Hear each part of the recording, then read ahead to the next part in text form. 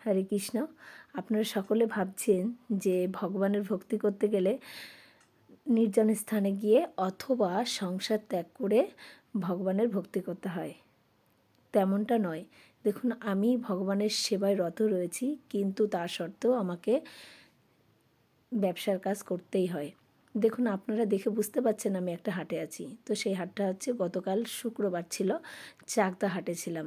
তো আমার যেহেতু ব্যবসা রয়েছে, তাই আমাকে ব্যবসার কাজে চাকদা হাটে বা যে কোনো হাটে আমাকে যেতে হয়। কখনো হাটে নিজের স্টলে বসি, অথবা কখনো কোনো হাটে কালেকশনের জন্যে যাই। তো আমাদের যেটা করণীয় সেটা হচ্ছে, যদি আমরা ভগবানকে কেন্দ্রবিন্দুতে রেখে কাজ করতে পারি, তাহলে সেটা কখনোই জাগতিক কাজ হবে না, সেটা ভগবানের সেবার জন্য হবে। যেমন আপনি চাকরি করতে পারেন, তারপর কৃষিকাজ করতে পারেন, অথবা যে কোনো কাজে আপনি থাকতেই পারেন, কিন্তু সেটার উদ্দেশ্যটা থাকতে হবে ভগবানকে কেন্দ্র করে। আসলে আমি কে, কোথা থেকে এসেছি এবং মৃত্যুর পর কোথায় ফিরে যাব। আমাদের সকলের যে মৃত্যু আছে সেটা আমরা প্রত্যেকেই জানি, কিন্তু আমরা এই মায়ার জগতে পড়ে আমরা সব কিছুই ভুলে গেছি, যে আমরা এসেছি কোথা থেকে, ফিরে যাব কোথায়, কে আমাদের পরমপিতা, সেটা সবই ভুলে গেছি এই জাগতিক ক্রিয়াকর্মর জন্যে। তো আমাদের পরমপিতা হচ্ছেন ভগবান শ্রীকৃষ্ণ, আর আমরা মৃত্যুর পর ভগবত ধামেই ফিরে যেতে চাই। সেটা যদি আমরা পন্থা অবলম্বন করি তবে তো আমাদের ভক্তির মাধ্যমে আমরা ভগবত ধামে ফিরে যেতে পারি। আমাদের প্রত্যেকটা মানুষের উচিত ভগবত ধামে ফিরে যাওয়ার পন্থা অবলম্বন করা। কেননা আমরা ভগবানের কাছ থেকে কোনো না কোনো দোষ করেছি, কোনো না কোনো অপরাধ করেছি, তার জন্যে আমরা ভগবান থেকে দূরত্বে রয়েছি। ভগবানের থেকে আমরা অনেকটা দূরে চলে এসেছি। তাই ভগবান আমাদের এখানে শাস্তি পেতে পাঠিয়েছেন। এটা হলো সংশোধনাগার, এটা হলো দুঃখালয়। তাই এই দুঃখালয় থেকে আমাদের যদি ভগবত ধামে ফিরে যেতে হয়, তাহলে ভগবত ভক্তির মাধ্যমেই সেটা সম্ভব। আপনি যদি মনে করেন যে আমি ভগবত ধামে ফিরে যাব অথচ ভগবত ভক্তি করব না, তাহলে কিন্তু হবে না।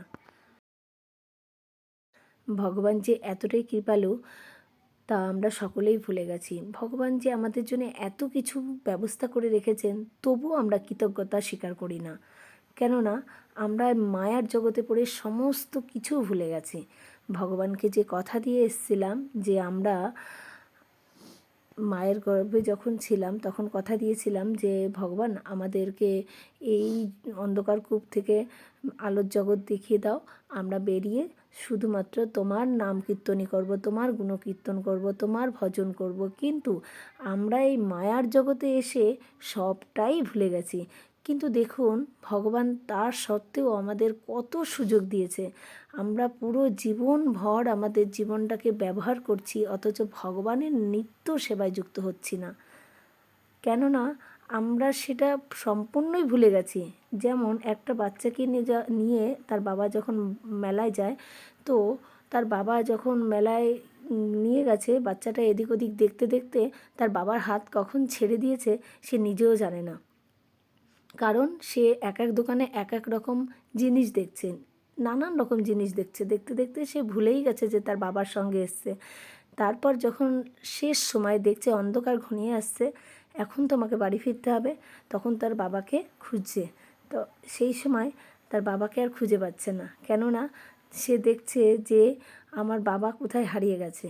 তেমন আমরাও ভগবানের কাছ থেকে এসেছি, আমাদের পরম পিতা হচ্ছেন ভগবান। তাই ভগবানের থেকে আমরা দূরত্বে চলে এসেছি এরকম একটা মেলার মতো। তাই আমরা যদি আবার ভগবানের কাছে ফিরে যেতে চাই, তাহলে একটা জায়গায় স্থির থেকে ভগবানের ভক্তি করতে হবে, ভগবানকে নিরন্তর ডাকতে হবে, ভগবানকে নিরন্তর তার পথ আমাদের অবলম্বন করতে হবে, যে ভগবান আমাদেরকে নিশ্চয়ই কোনো না কোনোভাবে আমাদের রক্ষা করবেন এবং আমাদের কাছে ভগবানের কাছে আমাদেরকে ফিরে যাওয়ার ব্যবস্থা করে দেবেন। আপনারা যে যে ডিপার্টমেন্টেই কাজ করুন না কেন, আপনাদের সকলের কাছে আমার একটাই করজোড়ে মিনতি, যে আপনারা ভগবানের মুখনিসৃত বাণী গীতা অধ্যয়ন করুন এবং ভগবত ধামে ফিরে যাওয়ার জন্যে পন্থা অবলম্বন করুন। দেখা হবে পরবর্তী ভিডিওতে। ততক্ষণ সকলে ভালো থাকবেন, সুস্থ থাকবেন। হরে কৃষ্ণ।